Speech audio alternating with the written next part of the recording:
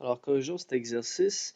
Euh, on va se servir de la première résonance qui se fait à 18,9 cm. Donc, dans le fond, vu que c'est la première résonance, c'est c'est elle qui va produire, dans le fond, la fréquence fondamentale. Donc, autrement dit, c'est le n égale 1. Donc, ici, on a affaire à un tuyau fermé-ouvert. Donc, l'extrémité où il y a l'eau, dans le fond, c'est une extrémité fermée pour l'eau. Et en haut, c'est comme une extrémité ouverte. Donc, c'est un tuyau fermé-ouvert. Donc, les fréquences qui vont donner lieu à la résonance, c'est Fn égale à NV sur 4L, étant donné que c'est un tuyau fermé-ouvert. Pour n égale seulement au nombre impair, 1, 3, 5, etc.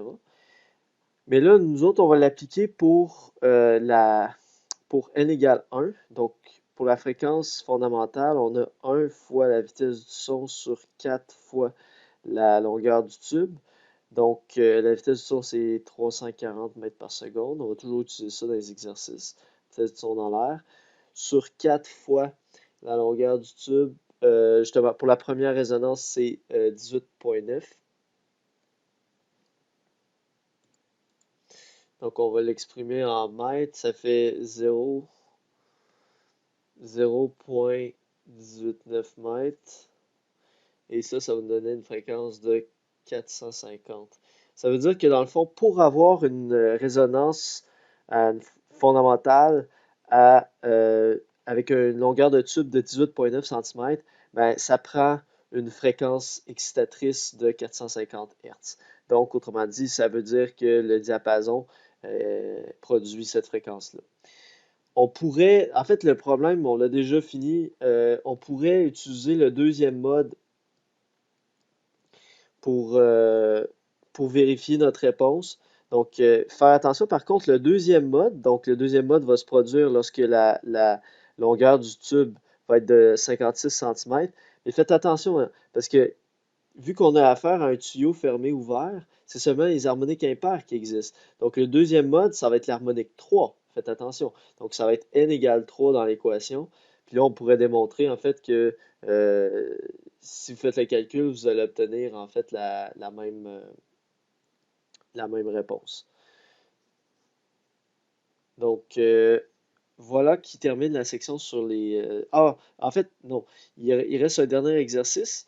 Minute chrétien dans la douche. Je sais pas si vous avez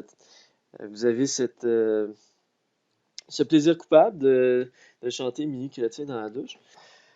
Donc, en fait, ici, ce qu'on veut, c'est qu'on va considérer que la douche est un tuyau fermé de 2,2 mètres de longueur. Et on veut savoir quelles sont les fréquences de votre voix qui vont résonner dans la douche. Euh, je donne l'exemple de la douche parce que, en fait, effectivement, la douche est une bonne caisse de résonance. Puis, en tout cas, je crois que c'est une des raisons pour lesquelles on aime chanter dans la douche, c'est qu'on chante mieux dans la douche, en fait, parce que notre voix résonne plus. Donc, on aime s'entendre, je crois, dans la douche. Bref, donc, je vous demande quelles sont les fréquences qui vont résonner dans ce contexte-ci si on considère la douche comme un tuyau résonnant, fermé. Je vais vous laisser le faire en exercice. Je vais simplement vous donner la réponse. En fait, ça va être tous les multiples entiers